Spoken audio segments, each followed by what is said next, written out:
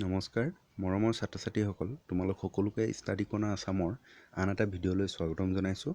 আজিৰ এই ভিডিঅ'টিত আমি ক্লাছ 6ৰ ইংৰাজী কিতাপখনৰ যিটো 8 number lesson I love my country পঢ়িম আৰু এই পাঠটোৰ তোমালোকৰ শেষ পাঠ হয় ইংৰাজী কিতাপৰ। ইয়াৰ যিখিনি আগৰ পাঠ এই পাঠখিনিৰ অসমীয়া আলোচনা আৰু প্ৰশ্ন উত্তৰ দিয়া আছে। যদিহে তোমালোকে চোৱা নাই, ভিডিঅ'ত প্লেলিষ্ট আছে ভিডিঅ'বোৰৰ, সেই প্লেলিষ্ট চেক কৰিলে তোমালোকে পাই যাবা।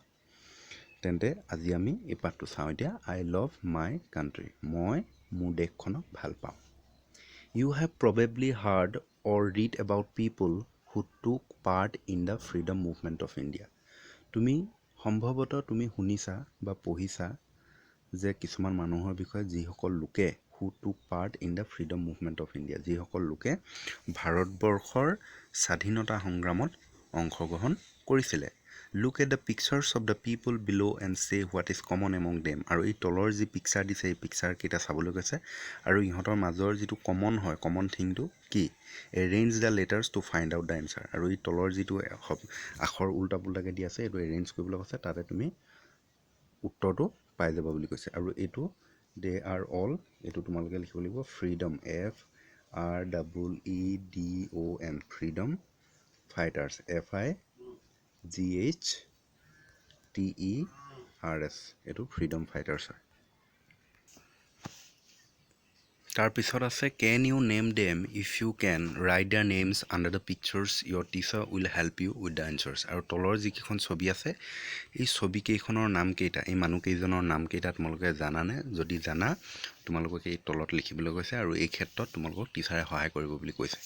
এতিয়া ইয়াত যি 6টা ছবি আছে এই 6টা তোমালোক চাগে হয়তো মই ভাবোঁ কোনো ষ্টুডেণ্টে নাই যিয়ে এই 6জন ব্যক্তিৰ নাম নাজানে।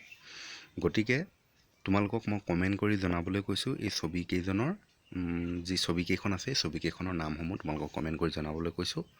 আৰু যদিহে তোমালোকে নজনা মই গম পাম যে তোমালোকে নাজানা বুলি, আৰু তাৰপিছত যদি তোমালোকে নোৱাৰা তেন্তে মই নেক্সট এটা ভিডিঅ'ত তোমালোকক এই মানুহকেইজনৰ নামসমূহ দি দিম, কিন্তু পাৰিবা আৰু মই ভাবোঁ। এতিয়া আহোঁ আমি পাঠটোলৈ।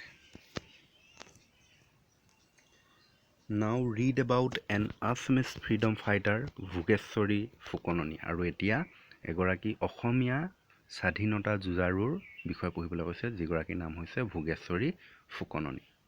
অনন্ত, do you know' who Bhogeswari Phukanani was? Ananta কৈছে যে তুমি ভোগেশ্বৰী ফুকননী কোন হয় তুমি জানানে? Priya, I have heard her name, মই তেখেতৰ নামটো শুনিছোঁ।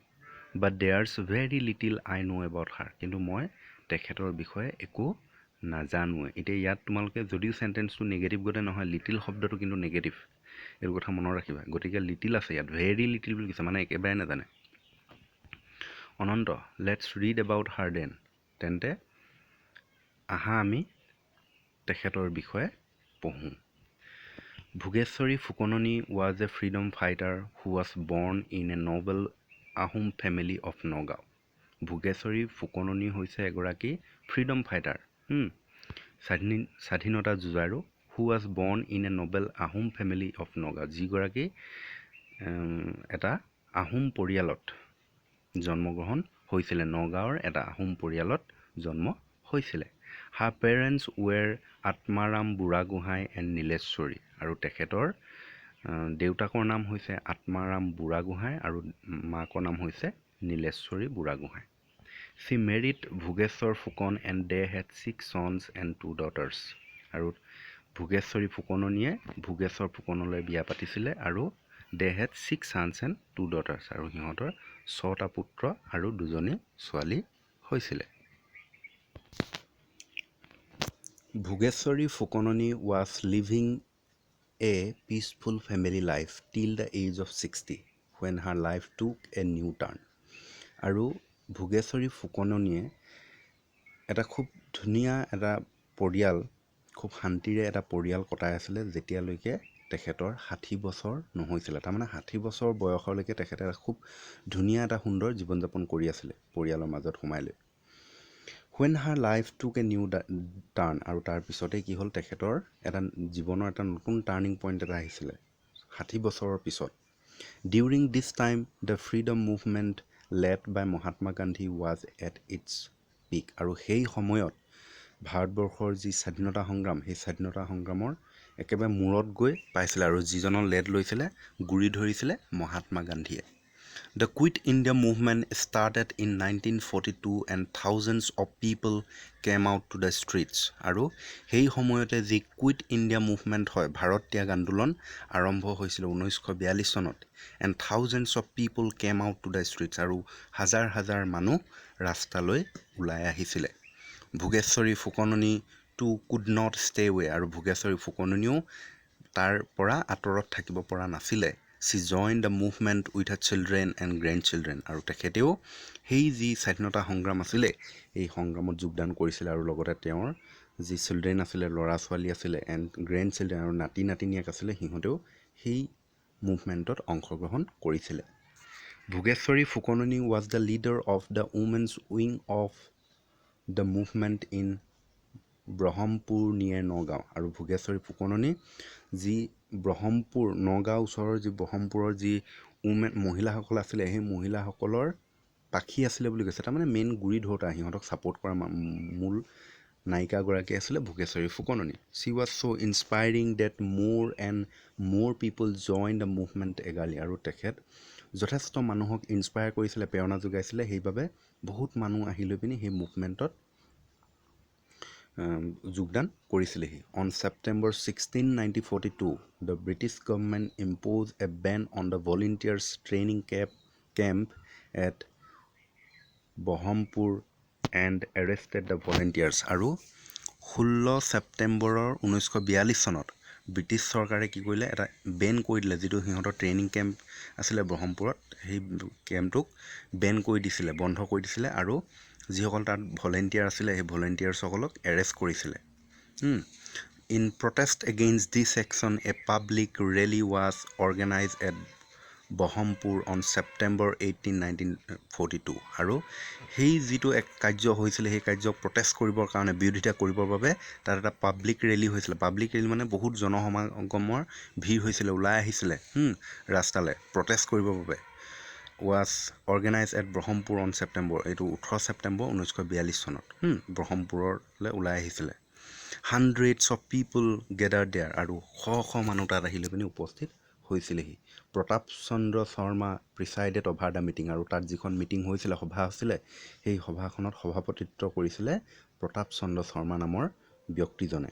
Soon a troop of soldiers arrived to disperse the gathering and Pratap Chandra Sharma was arrested আৰু অতি সোনকালে এটা সৈন্যৰ দল আহিছিলে তাত আহি লৈ পিনি সেই গেডাৰিংটোক খেদি পঠিয়াবৰ বাবে তাত যি সমাগম হৈছিলে জনসমাগম তাত খেদি পঠিয়াইছিলে আৰু প্ৰতাপ চন্দ্ৰ শৰ্মাক কি কৰিলে এৰেষ্ট কৰিছিলে।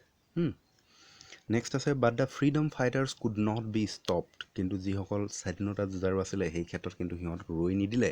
এ large crowd of around 250 people led by Bhogeswari Phukanani and Ratnamala Phukan began to arrive at the meeting ground আৰু কি হ'ল যে প্ৰায় 250 পিপল 250 মানুহ যিসকলৰ গুৰি ধৰোঁতা আছিলে ভোগেশ্বৰী ফুকননী আৰু ৰত্নমালা ফুকন এই দুগৰাকীৰ তত্ত্বাৱধানত প্ৰায় 250 মানুহ ওলাই আহিছিলে।